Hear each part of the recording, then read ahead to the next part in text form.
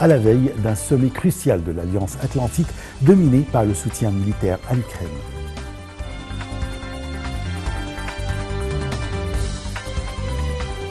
Les informations en détail. Le Premier ministre Moustapha Madbouli est arrivé ce matin à l'oasis de Siwa pour une visite qui est la première d'un chef de gouvernement depuis de nombreuses années.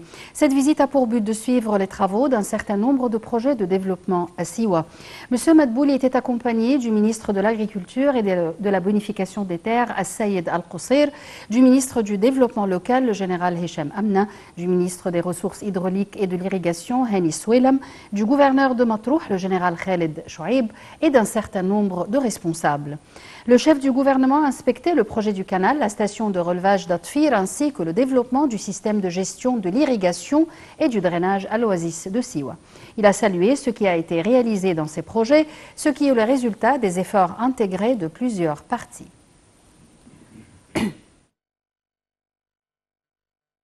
Dans ce contexte et durant sa tournée à l'oasis de Siwa, le Premier ministre a inspecté les travaux urbains effectués sur la place du marché de Siwa, ainsi que les travaux de restauration de l'ancienne oasis. Les détails dans ce compte-rendu.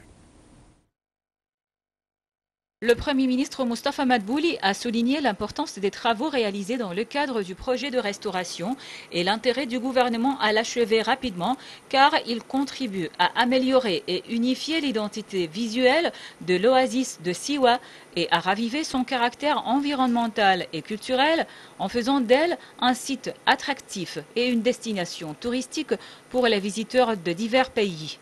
Monsieur Madbouli a également visité un certain nombre de boutiques et a discuté avec leurs propriétaires qui lui ont montré certains des produits du patrimoine qui font la renommée de l'oasis, tels que les huiles, les olives et les dattes, qui attirent les visiteurs et les touristes qui viennent à l'oasis de Siwa. Il a également pris des photos avec eux et ils lui ont demandé de transmettre leurs remerciements au président Abdel Fattah el-Sisi pour le développement et l'augmentation de l'efficacité des services effectués dans l'oasis et qui reflètent le grand intérêt accordé par l'État. Le Premier ministre a chargé les experts et spécialistes de préparer une vision intégrée pour le développement de l'oasis avec tous ses sites touristiques. Dr Madbouli a écouté une explication du gouverneur de Matrouh, Khaled Chouaib, sur les travaux menés dans le cadre du projet d'aménagement de la place de la Grande Mosquée et de ses abords urbains. Il a expliqué que ce projet est réalisé en coopération entre le gouvernorat et l'autorité de coordination urbaine. Il comprend la restauration des façades extérieures des bâtiments conformément aux spécifications et exigences de l'autorité, en plus de fournir et installer des fenêtres en bois musqué dans les façades pour préserver l'harmonie culturelle de la région avec 370 fenêtres. L'installation de 170 portes en bois pour les magasins, la fabrication de 124 pergolas toujours en bois. Le gouverneur a expliqué que la mise en œuvre de la première phase de ce projet a été achevée à 100% pour le nombre de 55 bâtiments. Le Premier ministre et la délégation qui l'accompagne ont également visité la forteresse de Chali qui a été rouverte après son aménagement il y a 2 ans. Cette forteresse a une grande valeur historique pour l'oasis car elle a été créée en 1200 après Jésus-Christ comme résidence pour le peuple.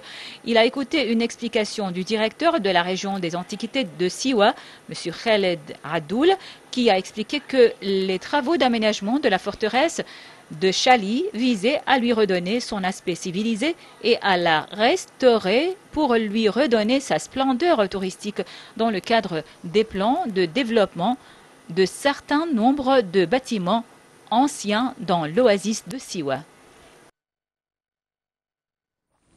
Le porte-parole de la présidence, le conseiller Ahmed Fahmi, a déclaré que l'Égypte accueillerait le 13 juillet le sommet des pays voisins du Soudan pour examiner les moyens de mettre fin au conflit et à ses répercussions néfastes sur les pays du voisinage. Ce sommet s'inscrit dans le cadre de la crise secouant le Soudan et de l'attachement du président Abdel Fattah el-Sisi à concevoir une vision commune des pays du voisinage du Soudan afin de stopper l'effusion du sang du peuple soudanais et mettre fin à sa souffrance. Au cours de ce sommet, les pays du voisinage du Soudan doivent conjuguer leurs efforts, autant au niveau régional qu'international, pour mettre en place une feuille de route susceptible de mettre fin pacifiquement à la guerre dans ce pays. L'ONU a prévenu que le Soudan était au bord d'une guerre civile totale, potentiellement déstabilisatrice pour toute la région, au lendemain de la mort de dizaines de civils dans un raid de l'armée de l'air sur un quartier résidentiel de la capitale Khartoum.